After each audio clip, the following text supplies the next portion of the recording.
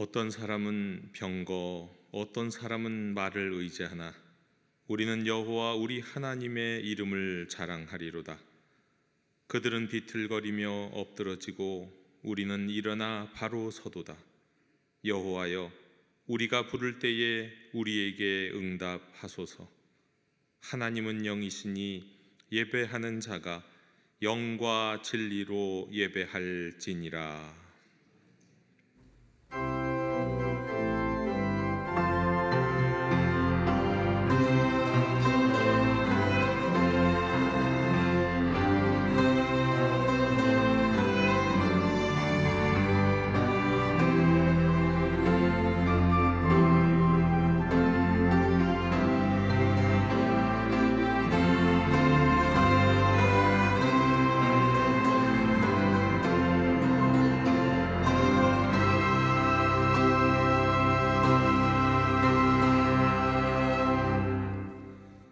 우리 힘과 능력과 방패가 되시는 하나님 아버지, 전심으로 주님을 사랑하나이다.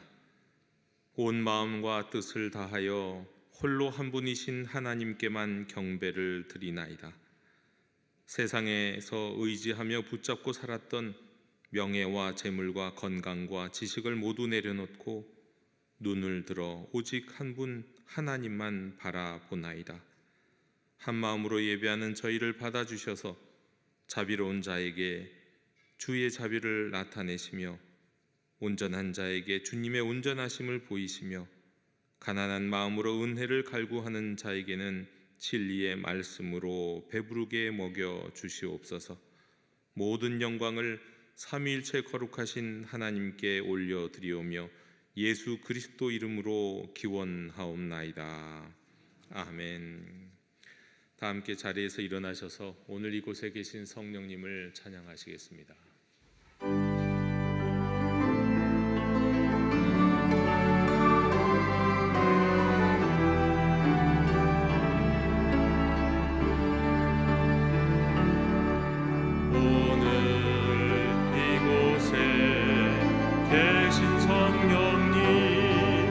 우리에게 말씀하시고 우릴 가르치소서. 닫힌 우리 맘 열어주시고 주의 빛으로 밝혀 우릴 인도하소서. 주님보다 앞서지 않고 주님의 말씀 기다리니 주님 손에 우릴 드립니다. 사랑으로 인도하소서. 창조하신 모습 떠난 우리를 예수님 함께 해주소서.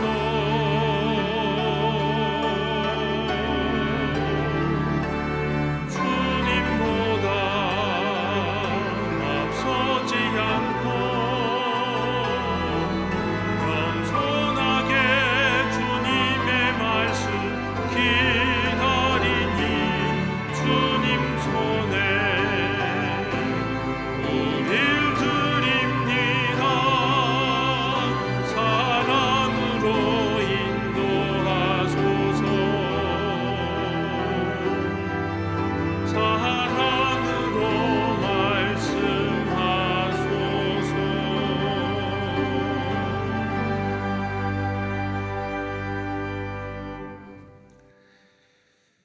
공의로우신 하나님 아버지, 이 시간 하나님의 섭리를 믿지 못하고 의심과 불평 중에 살았던 지난날의 잘못을 회개합니다.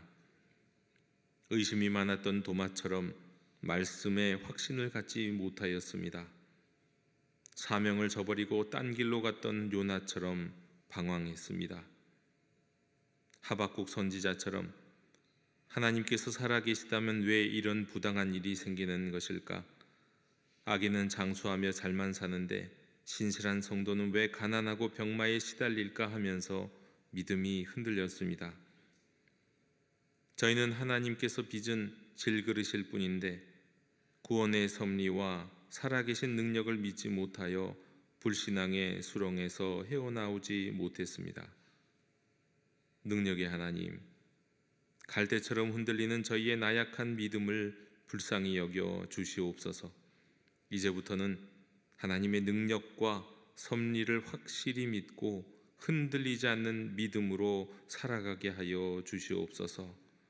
예수님의 이름으로 고백의 기도를 드리오니 주여 긍휼을 베풀어 주시옵소서.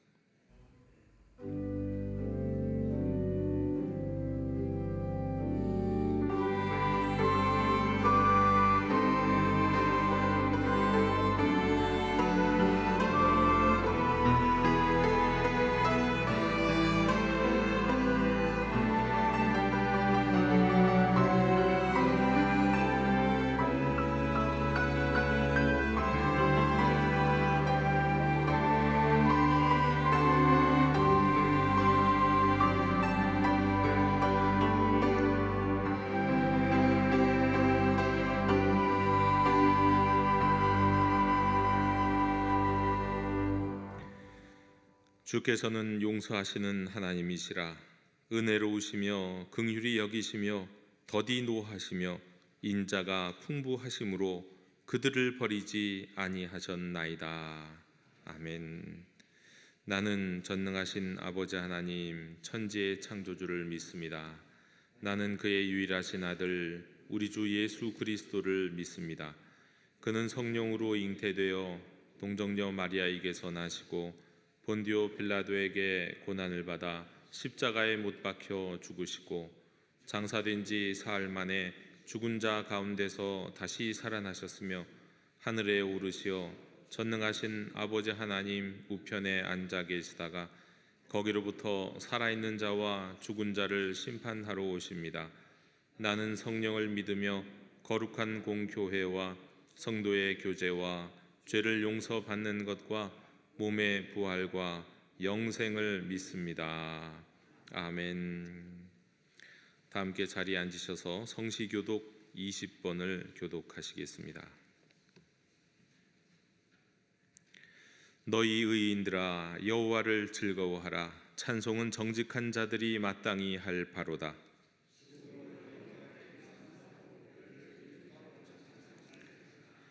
새 노래로 그를 노래하며 즐거운 소리로 아름답게 연주할지어다.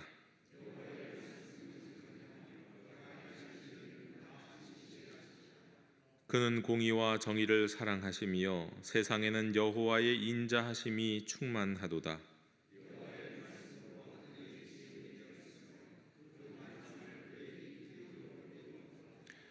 그가 바닷물을 모아 무더기같이 쌓으시며 깊은 물을 곳간에 두시도다.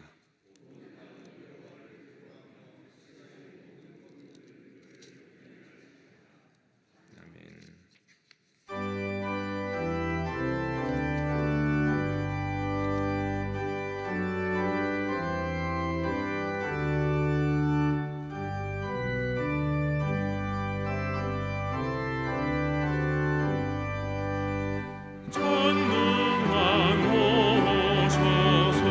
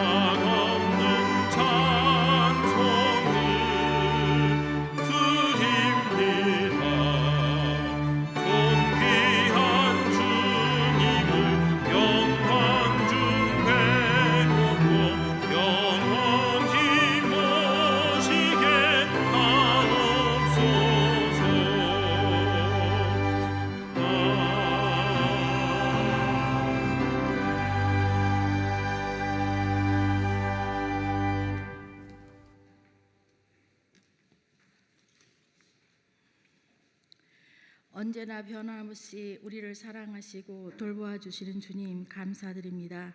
우리의 마음과 시선이 주를 향하게 하시어 믿음으로 나아가는 삶의 길을 기도드립니다. 영도 교회를 인도하시는 주님, 교회의 모든 계획과 일정 속에 함께 하시어 은혜가 넘치게 하옵시고 말씀과 기도와 찬양이 충만하며 기쁨으로 주의 뜻을 이루어가는 교회가 되기를 바라며 교회의 재정도 차고 넘쳐서 무엇이든지 부족함이 없기를 기도합니다. 이 나라를 불쌍히 여겨주시사 혼잡하고 불안한 모든 것이 질서가 있게 하시고 감추어져 있던 진실들이 밝히 드러나 치유함이 있게 하옵소서. 오늘도 육신의 고통과 마음의 슬픔이 있는 성도들을 어루만져 낫게 하시어 감사함으로 주를 섬기게 하여 주옵소서. 주의 이름으로 봉사하는 주의 자녀들을 축복하시고 말씀을 전하시는 박경원 목사님을 성령님이 도우시사 함께하여 주시고 이른 아침부터 정성을 다하여 찬양 드리는 영도 앙상블의 찬양을 받으시고 우리에게 은혜가 충만하고 기쁨이 넘치게 하옵소서. 모든 것에 함께 하시는 예수 그리스도의 이름으로 기도드립니다.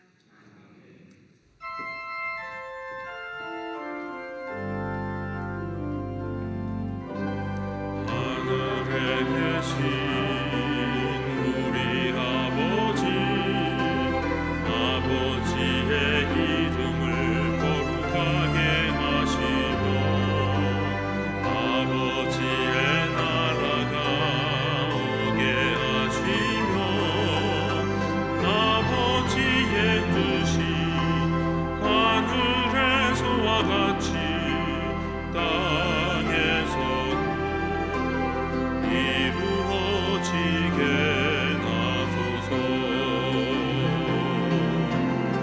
오늘 우리에게 일용할 양식을 주시고 우리가 우리에게 잘못한 사람을 용서하여 준 것 같이 우리 죄를 용서하여 주시고 우리를 시험에 빠지지 않게 하시고 악에서 구하소서. 나라와 권능과 영광이 영원히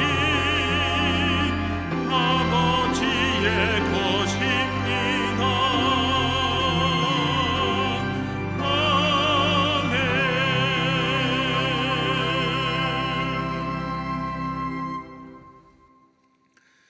교회 실천을 전해드리겠습니다. 우리 예배하는 공동체 영도교회 주일 예배 일부 예배에 오신 모든 분들 축복하고 환영합니다. 이번 주 금양로 기도회는 우리가 한 달에 한 번 예정하고 있는 우리 주제가 있는 금양로 기도회입니다. 나는 중보 기도자입니다 라는 제목으로 우리 주제로 우리가 기도회를 열게 될 텐데, 특별히 우리 파주 디자인교회를 담임하고 또 조이하우스 대표, 편안한 말씀 식당이라는 유튜브 채널을 운영하면서 또 책도 내신 우리 장일석 목사님이 오셔서 우리가 중보 기도에 대한 큰 은혜의 말씀들을 또 사명의 말씀들을 전해 주시겠습니다. 많은 분들이 오셔서 다시금 내 가정을 위한, 교회를 위한, 나라를 위한 중보가 기도자로 다시 세워지시는 귀한 시간이 되었으면 좋겠습니다. 우리 다음 주일은 우리 코이노니아 주일 및 우리가 또 선교 주일로 지킵니다. 지난주에도 말씀드렸던 것처럼 오늘 우리가 특별히 재직 특별 양육이 있습니다. 대상은 예배부, 새가족부, 주차 관리팀입니다. 그런데 더해서 우리 예배부에는 예배위원들도, 안내위원들도 계시기 때문에 우리 1년에 한 번이라도 예배 안내위원으로 섬기시게 되는 분들도 모두 다 항존직이 되겠습니다. 모든 분들이 참석하시면 좋겠습니다. 오늘 오후 2시에 우리 소년교회 예배당 우리 선교관 4층에서 있겠습니다. 김근하 강사님이 오시는데 정말 좋은 시간이 될 줄로 믿습니다. 노예 항존지 피택자 교육 오늘도 있습니다. 우리 지난 금요일에 시작된 우리 청년교회 수련회로부터 또 우리 소년교회, 청소년교회, 유년교회 이 복이다 복음이 이끄는 다음 세대 교회 여름 일정 여러분 기억하시고 기도해 주시고 후원해 주시길 부탁드립니다. 어와나 스페셜데이가 다음 주에 있습니다. 다음 주 오후 1시 30분부터 7살부터 초등학교 6학년까지 누구나 참여 가능한데 우리 자녀손들 아직 한 번도 참여하지 않으신 우리 안에 자녀손들이 있다면 여러분 꼭 참여시켜 주시기 바랍니다. 다른 교회는 어와나가 없어서 못합니다. 하고 싶은데도 우리 교회는 어와나가 없어요. 이런 분들이 아쉬워하는 분들이 있는데 우리 교회는 정말 많은 선생님들이 탄탄하게 준비해서 우리 아이들을 이 어와나를 통해서 양육하고 있으니까 이 스페셜데이에 참여하면 우리 자녀들이 어와나 하고 싶어질 겁니다. 많은 분들이 또 많은 자녀들을 꼭 보내주셨으면 좋겠습니다. 우리 3월, 4월 매일 성경 큐티책을 우리 사역국에서 수령해 가시기 바랍니다. 하나님의 위로를 빕니다. 지난 주간에 김선정 사모님의 부친이 별세하셨습니다. 또 장례식에 오신 모든 분들께 감사드리고 또 함께 위로했으면 좋겠습니다. 이상으로 교회 실천을 모두 전해드렸습니다. 이제 다 함께 자리에서 일어나시면서 앞뒤 좌우에 계신 분들과 함께 평화 인사 나누시겠습니다. 주님의 평화를 빕니다. 주님의 평화를 빕니다.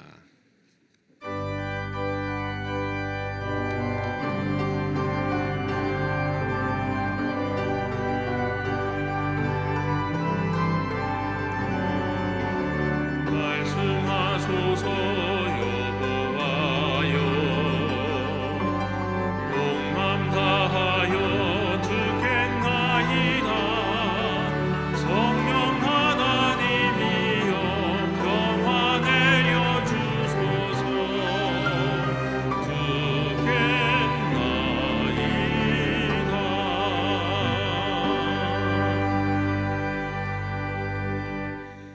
오늘 우리에게 주시는 하나님의 말씀은 누가복음 4장 1절로 13절의 말씀입니다. 하나님의 말씀을 경청하십시오. 예수께서 성령의 충만함을 입어 요단강에서 돌아오사 광야에서 40일 동안 성령에게 이끌리시며 마귀에게 시험을 받으시더라. 이 모든 날에 아무것도 잡수시지 아니하시니 날수가 다함에 줄이신지라.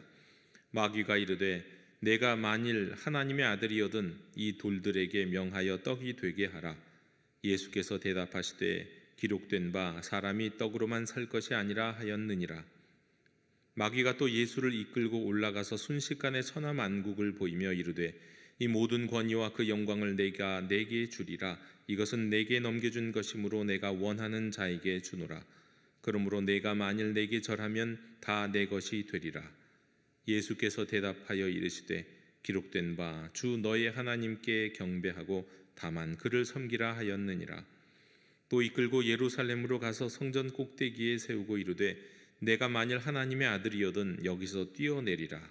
기록되었으되 하나님이 너를 위하여 그 사자들을 명하사 너를 지키게 하시리라 하였고 또한 그들이 손으로 너를 받들어 내 발이 돌에 부딪히지 않게 하시리라 하였느니라. 예수께서 대답하여 이르시되 주 너의 하나님을 시험하지 말라 하였느니라.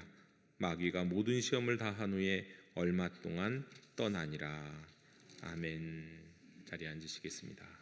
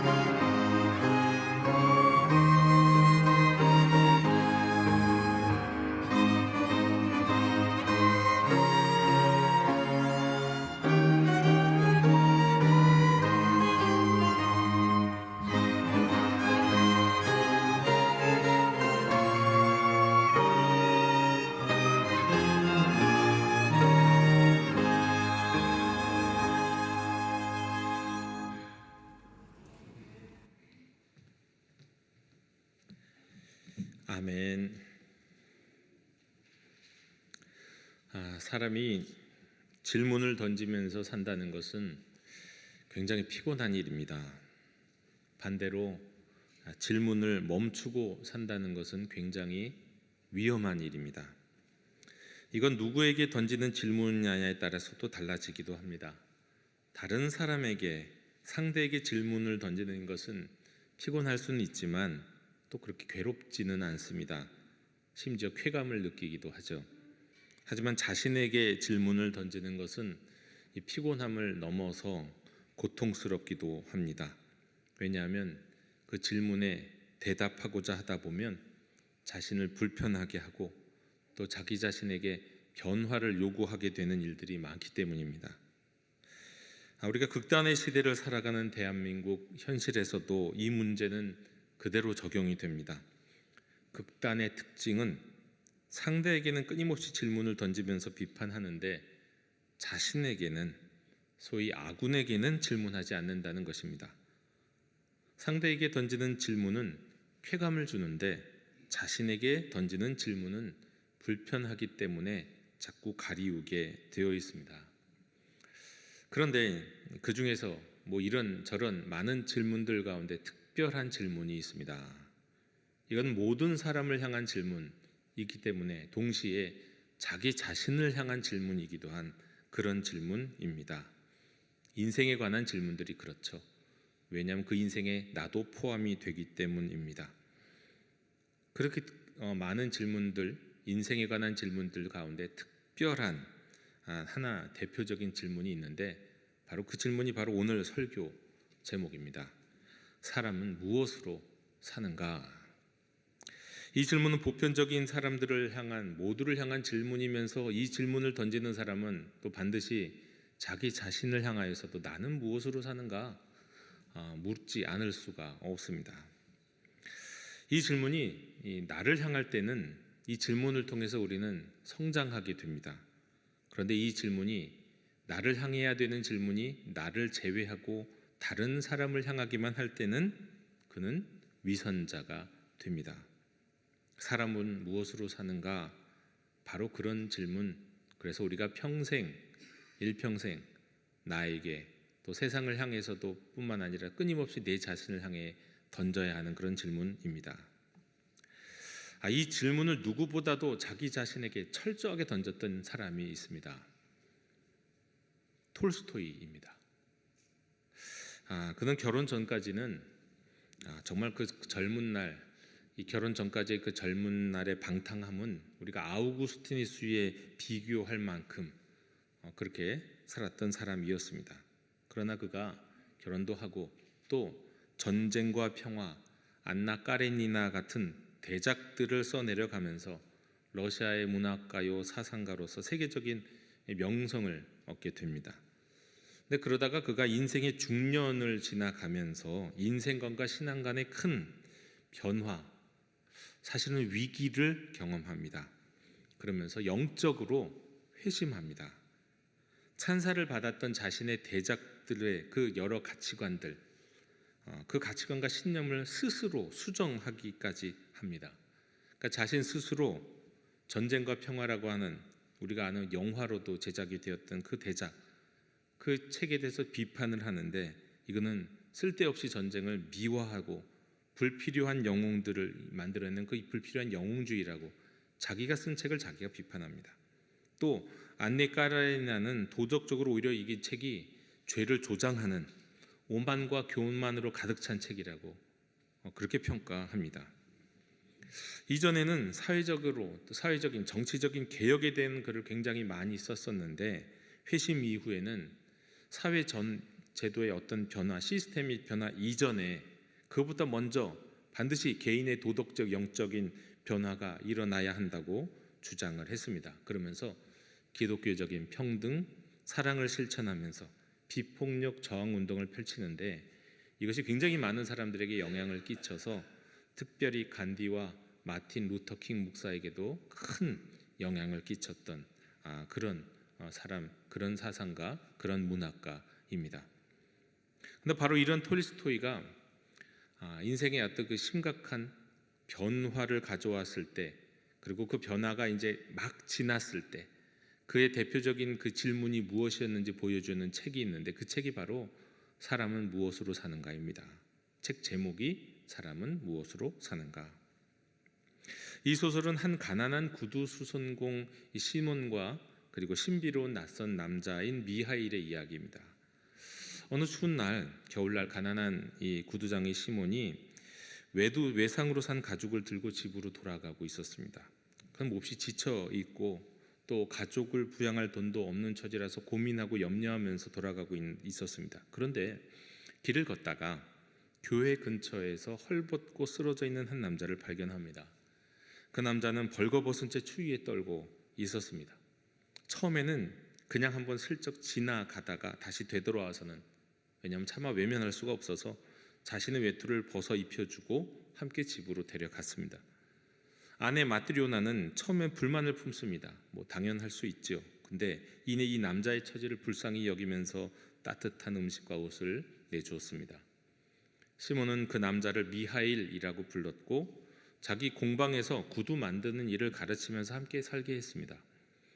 이 미하일은 말수가 적었는데 그런데 이 구두를 만드는 솜씨가 비범했습니다. 특히 어떤 귀족이 장화를 주문하고 갔는데 원래 요청한 것과 다르게 슬리퍼를 만드는 겁니다. 슬리퍼 비슷한 신발을요. 근데 얼마 지나지 않아서 그 귀족의 아들이 와서는 장화 대신에 죽은 사람이 신는 슬리퍼를 달라고, 아버지가 죽었다고 그렇게 이야기를 하는 겁니다. 이를 본 시몬 부부는 이 미하일이 무언가 특별한 힘을 가진 존재구나 하는 것을 직감했습니다. 그런데 어느 날 이 미하일이 자신의 정체 그리고 사연을 털어놓습니다.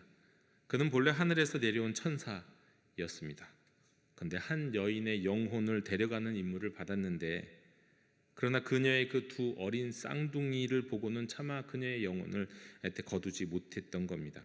그래서 벌을 받았다는 거예요. 그 벌로 인간 세상에서 사람은 무엇으로 사는가를 깨달아야만 돌아올 수 있게 되는 그런 벌을 받게 되었다는 겁니다. 이제 미하일은 드디어 그 질문, 사람은 무엇으로 사는가에 대한 질문에 대해서 세 가지 진리를 깨닫게 되었습니다. 첫째, 사람 안에는 자기 자신에게 필요한 것이 아니라 사랑이 깃들어 있다. 쉽게 말하면 사람이 살아가는 원동력은 자기 자신의 필요가 아니라 사랑이다라는 것을 깨달았습니다.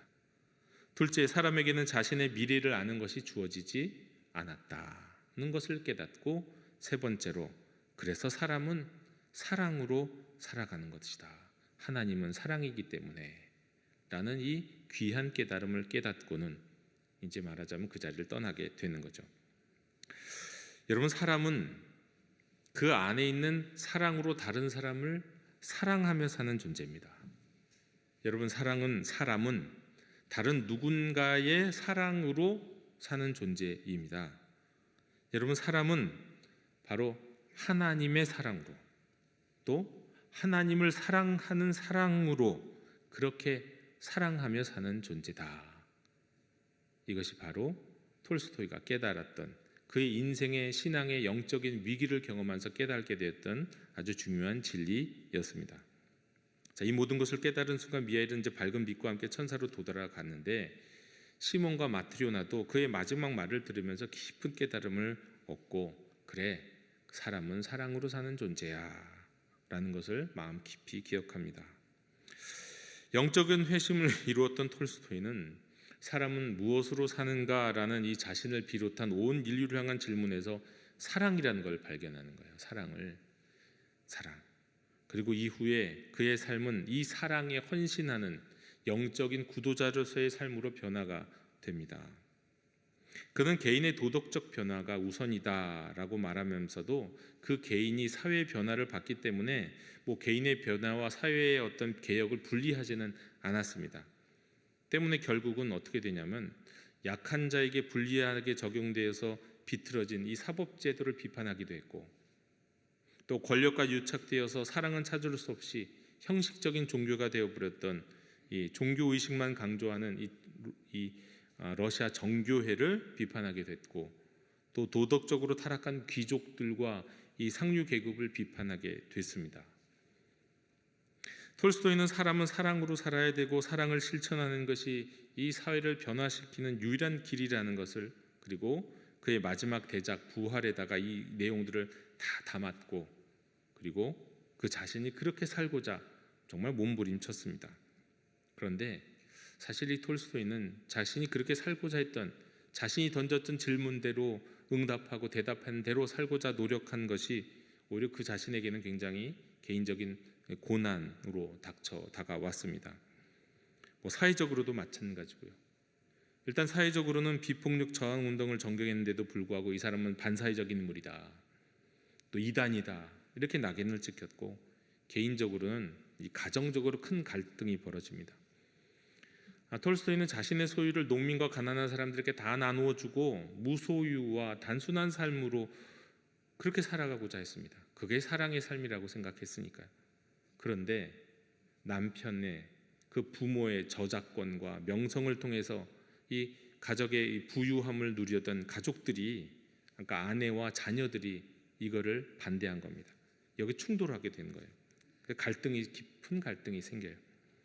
때문에 이 톨스토이는 결국 집을 나오게 되었고, 러시아 남부의 한 수도원에 들어가서 이제 은둔 생활을 하면서 살려고 했는데, 그 여행 중에 건강이 급격히 악화되어서 폐렴으로 작은 역의 한 관사에서 숨을 거두게 됩니다. 사랑으로 살고 싶었지만 적어도 겉으로 보기에는 완성하지는 못했습니다. 그러나 그 모습은 하나님만이 판단하실 수 있는 거죠.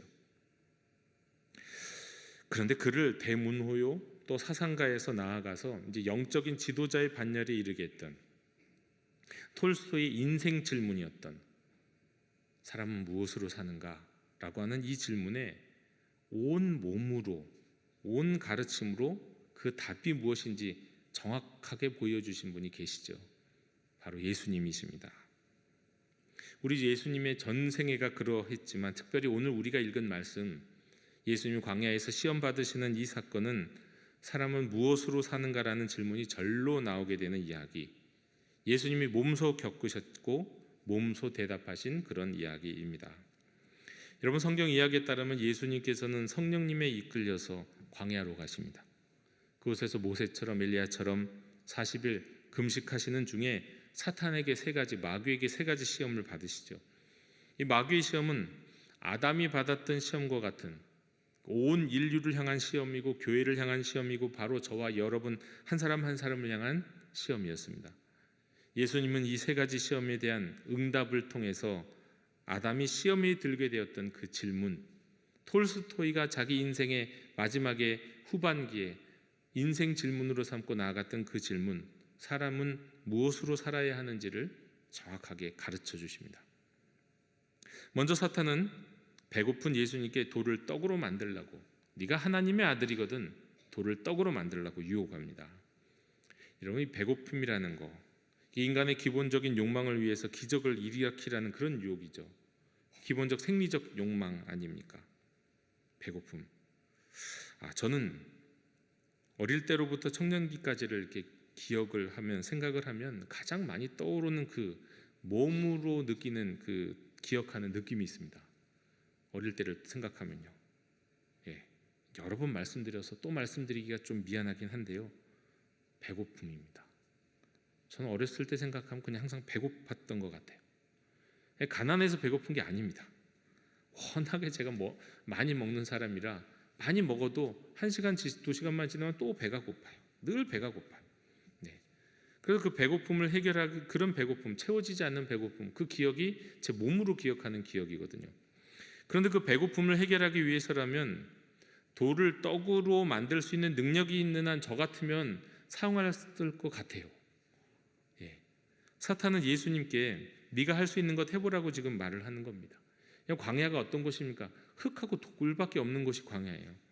근데 거기에서 돌을 떡으로 만들 수 있다면 배고픔을 당장 해결할 수 있는 거니까 한번 해보고 싶다는 욕망 생기지 않을까요? 배고픔을 해결할 수 있는데 내가 그런 능력이 되는데, 능력이 안 돼가 아니라 능력이 되는데 그럼 해보고 싶다는 생각 당연히 들 겁니다. 근데 그러면서 사탄은 이내 내심 이렇게 속으로 말하고 있는 겁니다. 사람은 무엇으로 산다? 사람은 배고픔 같은 생리적 욕망을 만족시키기 위해서 사는 존재다. 딱 거기까지인 존재다. 예수 너도 그럴 거야. 그러니 어저 기적을 행해서 너도 별다르지 않다는 것을 보여줘봐. 마귀의 내심은 아마 그랬을 거예요. 하지만 예수님은 신명기 8장 3절의 말씀을 인용하시면서 사람이 떡으로만 사는 게 아니라 하나님의 말씀으로 산다고 선언하십니다. 예수님이 이렇게 말씀하신 것은 사람은 생리적인 욕망을 넘는 삶의 동기가 있다고 선언하시는 거예요. 사람은 단지 생존을 위해서 사는 존재가 아니라는 겁니다. 생존이라고 하는 자기 사랑을 위해서만 사는 존재가 아니라는 거예요. 자기 자신을 넘어서 더 크고 더 원대한 의미가 있는 무엇을 향해 산다는 거예요. 그게 바로 하나님의 말씀입니다. 여러분, 하나님의 말씀은 어디서 온 것입니까? 하나님의 말씀은 우리의 생존을 넘어서 저 영원으로부터 우리에게 주시는 선물이에요. 어디로 가야 할지, 어떤 길로 가야 할지, 시간의 굴레 속에서 시간을 벗어나지 못하고 살아가는, 우리는 그냥 시간의 길을 걸어갈 수밖에 없는 그런 존재인데, 그래서 우리 앞에 무엇이 있는지 알지 못하는데 어디로 가야 할지, 우리의 생존을 넘어서서 우리가 가야 할 목적과 목표를 가르쳐 주시는 게 하나님의 말씀이죠. 우리 인생의 발의 등이고 빛이 되시는 게 하나님의 말씀이죠. 여러분, 그 하나님의 말씀으로 사는 존재, 그러니까 그냥 내가 생존을 위해서 간신히 먹고 살기 위해서 사는 존재가 아니라고 성경은 예수님 우리에게 말씀해 주시는 겁니다. 그런데 여러분, 그 하나님의 말씀은요, 또 따지고 보면, 알고 보면 사랑입니다. 하나님 말씀이 사랑이에요. 톨스토이의 소설 속에서도 천사 미하일이 깨닫고 고백한 하나님은 사랑이시라. 여러분, 그 사랑이신 하나님이 저 영혼으로부터 시간 속에서 살아가는 우리에게 주신 것이, 던져주신 가장 큰 선물이 하나님의 말씀이거든요. 사랑이신 분이 우리에게 주신 말씀이니 그 말씀도 사랑이에요. 사랑. 여러분, 사람은 그 말씀 속에서 우리가 갖고 있는 인간의 한계를 넘어섭니다. 사실 초월하게 되는 거예요. 사람은 결국 그 말씀 속에서 사랑인 하나님의 사랑이 가득 담겨져 있는 그 말씀 속에서 자기 자신이 가지고 있는 모든 한계를 넘어서는 게예요. 그러니까 사람이 자기 자신을, 인간의 한계를 초월할 수 있는 유일한 방법 중에 하나는 바로 그게 사랑이에요. 사랑으로 살 때 사람은 사람을 넘어섭니다. 인간의 한계를 넘어서는 거예요. 그리고 온전한 사람이 되는 거예요. 두 번째로, 사탄은 예수님께 온 세상 모든 나라들을 보여주면서 자신에게 절하면 모든 권한과 영광을 주겠다고 약속합니다. 여러분, 이 마귀가 주겠다고 하는 이 권한과 영광이라는 게 도대체 뭘까요? 이건 세상에서 얻을 수 있는 권력, 명예 이런 것을 뜻하는 겁니다. 지금 절 한 번만 딱 하면 세상 최고의 권력과 명예가, 이 권력과 또 이 권력과 명예를 따라오게 하는 그 부를 얻을 수 있다? 절 한 번에요? 그럼 여러분 어떻게 하시겠습니까? 절 한 번이면 돼요. 한 번만 절하면 돼요. 그럼 그 모든 게 다, 인생 살아가면서 계속해서 내게 필요한 것들 다 한꺼번에 얻는 것을 넘어서 떵떵거리고 살 수 있고, 노후가 어렵지 않고 그냥 그냥 힘있게 살아가고 풍부하게 살아갈 수 있을 것 같아요. 한 번만 절하면. 그럼 여러분 어떻게 하시겠냐고요? 여러분, 이 권력, 이 명예, 이 부에 대한 욕망은요, 사실 우리 인간에게서 어린 시절부터 발견할 수 있는 겁니다. 이거 사실 인간의 본능에 가까운 거예요. 여러분, 우리가 아직 초등학교도 들어가지 않은 어린아이들에게서 종종 듣는 말이 있습니다. 아마 여러분들도 어린 시절에 그런 말 아니면 그런 행동 하셨을 거예요. 어쩌면 지금까지도 그런 분들 계실지도 모르죠. 그런 거예요. 예를 들면 애들이 그런 얘기 가끔 놀다가 그런 거 하고, 내가 대장할래. 자기가 우두머리가 되고 싶은 욕망이에요. 내가 대장할 거야. 내가 대장할 거야. 또 아이들이 자주 하는 말 중에 이거 내 거야. 어린 아이들이 하는 말, 이거 내 거야 이거. 그리고 말로 안 해도 그냥 뺏는 이 경우도 있죠. 이거 내 거라고 확 뺏어가는 거. 독점하고 지배하고 싶어하는 욕망이에요. 선생님, 제가 그랬어요. 우리가 고자질이라고 하죠. 사람이 고자질을 할까요? 다른 사람을 통제하려고 하는 일종의 권력욕이에요. 또 아이들이 많이 하는 것 중에 우리끼리 놀자. 쟤는 두고 쟤 말고 우리끼리 놀자. 이거.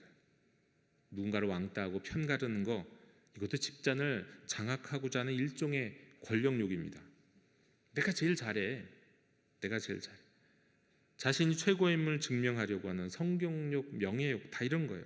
여러분, 이런 욕망은요, 어린 시절부터 나타나는 욕망이에요. 사탄의 말대로 사람은 권력욕, 명예욕으로, 또 이것을 가능하게 하는 재물욕으로 살아가는 존재다, 이렇게 말할 수 있을지도 모르겠어요. 아담은 이 유혹에 넘어갔죠. 그러나 예수님은 그렇게 말씀하지 않아요. 주 너의 하나님께 경배하고 다만 그를 섬기라 라고 응답하십니다. 사실 예수님 이전까지, 아니 예수님 이후에도 많은 사람들이 부와 권력과 명예를 얻고자 하는 욕망 때문에 사탄에게, 마귀에게 머리 한 번 정도 숙이는 것은 마다하지 않았습니다. 여러분, 더킹이라는 영화가 있습니다. 그 영화를 보면 이 권력을 주무르던 이 비리 검사들이 이제 대선이 임박해 온 거예요. 그런데 여론에서 이 대선 후보들이 박빙을 보이는 겁니다. 그래서 지금 누구한테 줄을 서야 할런지 몰라갖고 막 심히 고민하고 염려하는 모습이 나옵니다. 그 결국 어떻게 하냐면 무당을 찾아가요. 무당을 찾아가서 어느 누가 대통령이 될까, 어느 줄을 서야 될까, 그러는 것을 영화 가운데 보여줘요. 제가 한 국회의원이었던 분으로부터 직접 들은 이야기 가운데 하나가, 그 국회의원이 사무실이, 개인 사무실이 있는데 그 사무실 바로 아래쪽에 아랫집에는 자기도 아는, 평소에 인사하고 사는 유명한 점술가가 있답니다.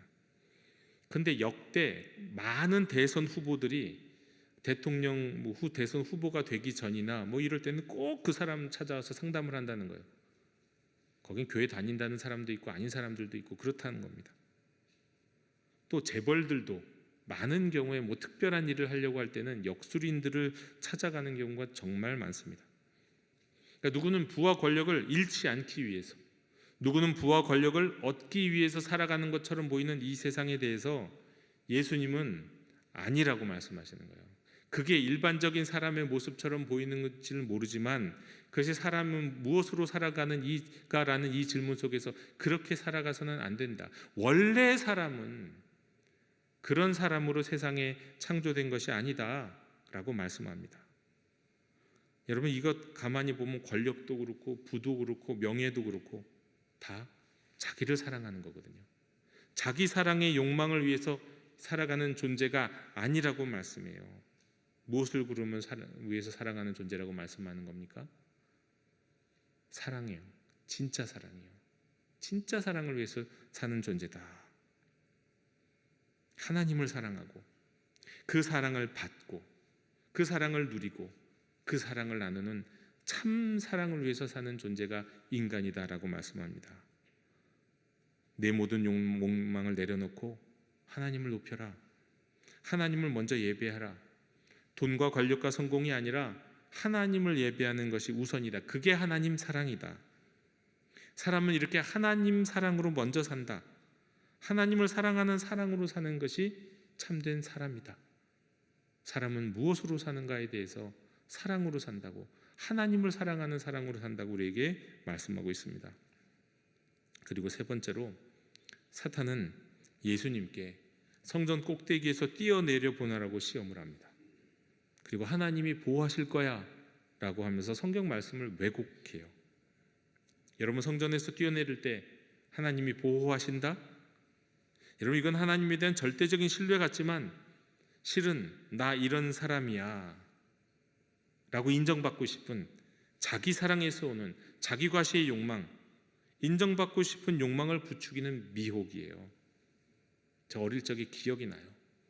제가 어렸을 때 암사동에 살았는데 아마 초등학교 들어가기 전이었던 것 같아요. 그때 텔레비전에서 유행했던 드라마가 뭐였냐면 600만 불의 사나이, 소머즈 이런 거였습니다. 제가 초등학교 들어가기 전에였죠. 근데 그때 종종 뉴스에서 나왔던 사건이 뭐가 있냐면요, 아이들이 소머즈나 600만 불의 사나이 보고 진짜 높은 데서 뛰어내려가고 큰일이 나는 경우들이 종종 있었어요.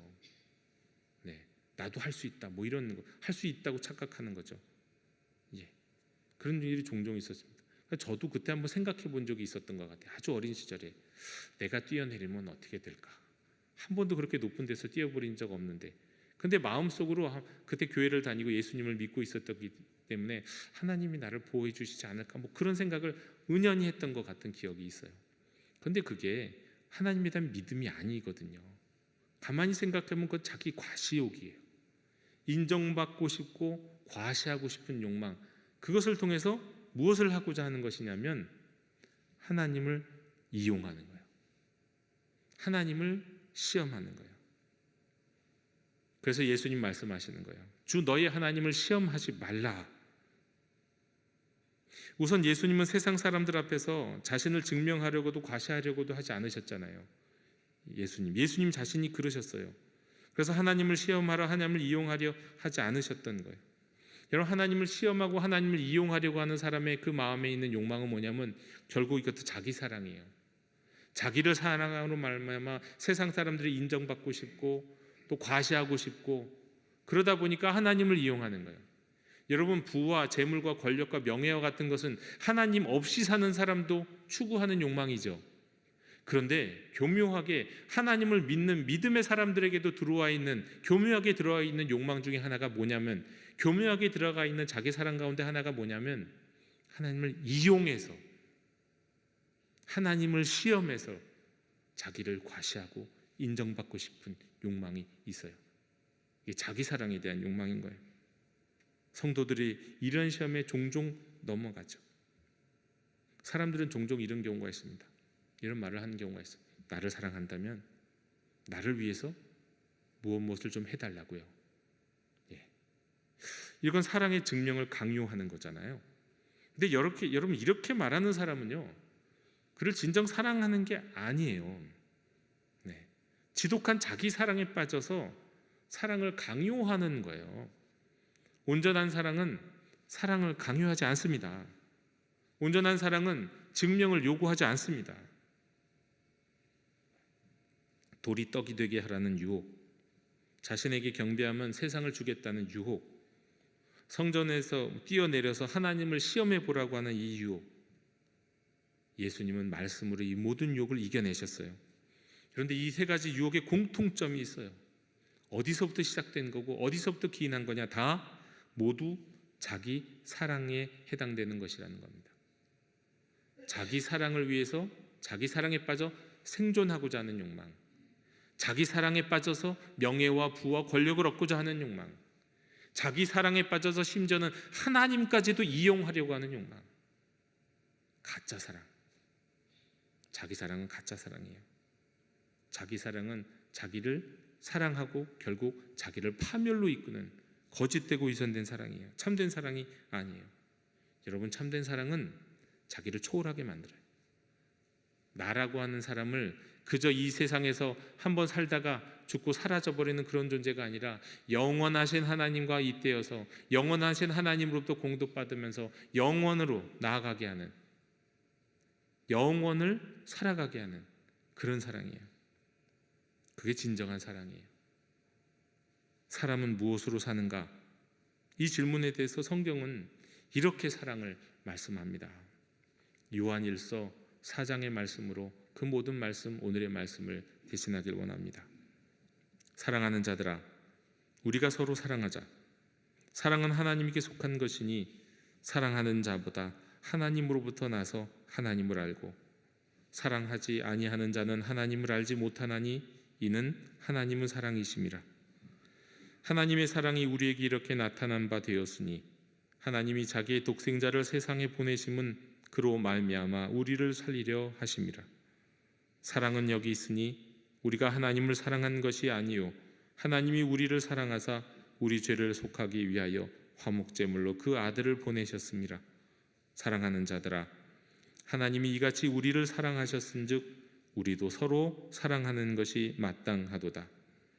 어느 때나 하나님을 본 사람이 없으되 만일 우리가 서로 사랑하면 하나님이 우리 안에 거하시고 그의 사랑이 우리 안에 온전히 이루어지느니라. 사람은 무엇으로 삽니까? 사랑으로 삽니다. 기도하겠습니다.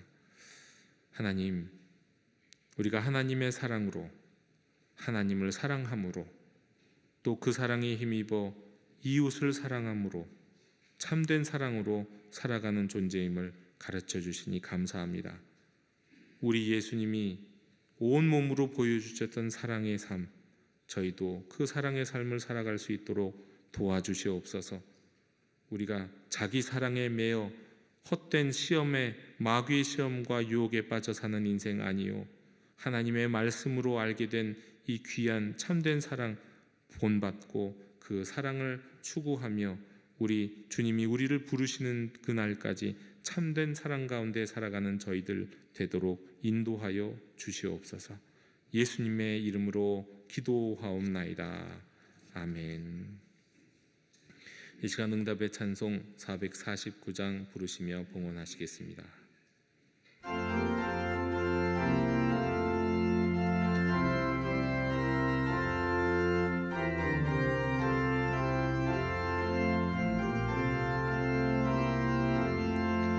예수 따라가며 복음 순종하면 우리 행할 길 완하겠네.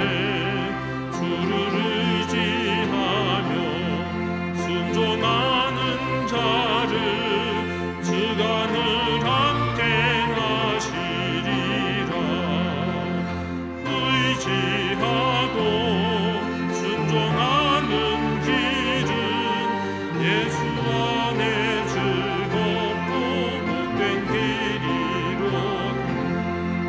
해를 당하거나 우리 고생할 때 주가 위로해 주시겠네. 주를 의지하며 순종하는 자를 주가 함께해 주시리라. 의지하고 순종하는 길은 예수 안에 즐겁고 복된 길이로다. 남의 짐을 지고 슬픔 위로하면 주가 상급을 주시겠네. 주를 의지하며 순종하는 자를 항상 복내겨 주시리라. 의지하고 순종하는 길은 예수 안에 즐겁고 복된 길이로다. 우리 받은 것을 주께 다 드리면 우리 기쁨이 넘치겠네.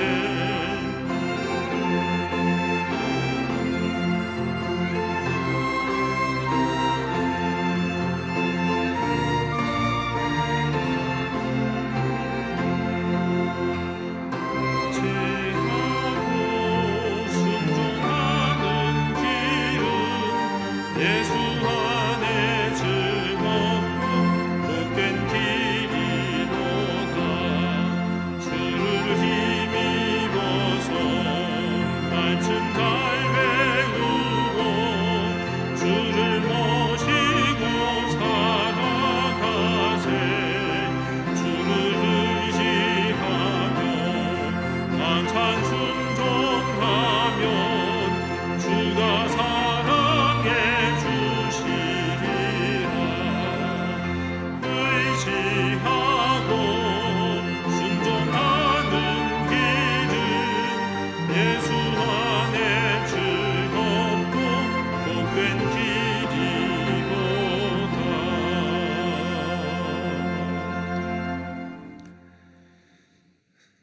우리에게 언제나 좋으신 선하신 하나님 아버지, 우리를 사랑하시는 하나님 아버지, 감사와 찬양을 드리시며 이 시간 정성을 모아 예물을 드립니다. 우리 가진 모든 것이 주님의 것이며 우리 받은 모든 것이 주께서 허락하신 것들임을 고백합니다. 저희가 돈으로 살아가지 아니하고 권력과 재물로도 살아가지 아니하며 오직 주님의 사랑으로, 주님을 사랑함으로 살게 하시니 감사드립니다. 이 시간 그 증거로 저희 소유의 일부를 구별하여 주님께 드리오니 기뻐 받아 주시옵소서. 이 예물을 드리는 시간이 또한 항상 우리의 신앙 고백의 시간 되게 해 주옵소서. 하나님의 영광을 바라보며 주님께만 경배함으로 예물뿐 아니라 말씀에 응답하며 헌신하는 시간 되게 하시고 저희가 듣고 잊어버리는 자 아니라 듣고 행하는 자 되어 이 땅에서 하나님의 말씀이 우리에게 주시는 참 자유를 누리며 살게 하여 주시옵소서. 드리는 손길들 복되게 하옵시고 건강과 가정과 생업에 하나님의 다함없는 은혜를 허락하여 주시옵소서. 예수님 이름으로 봉헌기도 드리옵나이다. 아멘.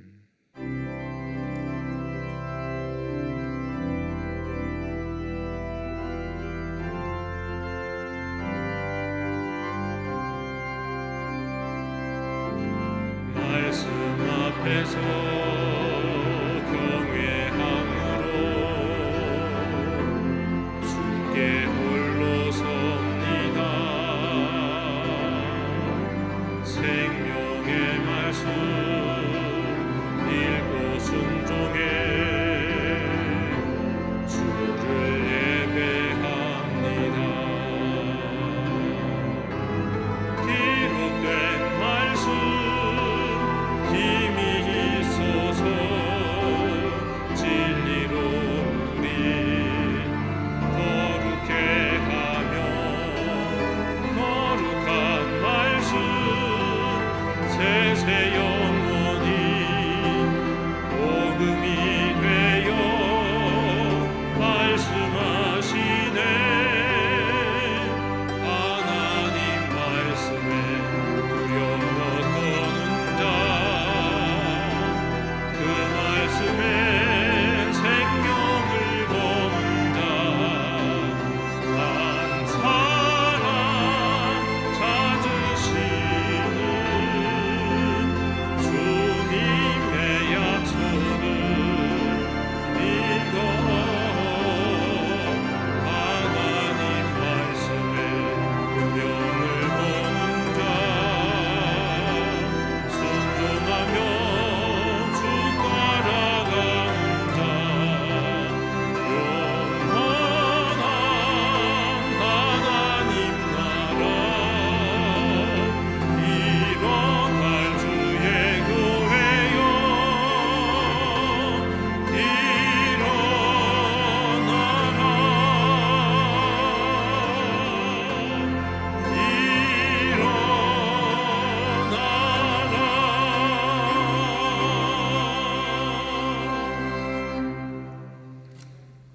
지금은 사람은 무엇으로 사는지 친히 본이 되어 주시고 가르쳐 주신 우리 주 예수 그리스도의 은혜와 우리 삶의 이유 되시는 하나님 아버지의 무한하신 사랑과 듣고 행하는 자 우리의 예배를 담장 넘어 나아가게 하시는 성령님의 역사가 머리 숙여 주님만 경배하고 섬기기로 다짐하는 모든 하나님의 자녀들 머리 위에 이제로부터 영원토록 함께 계시기를 축원하옵나이다.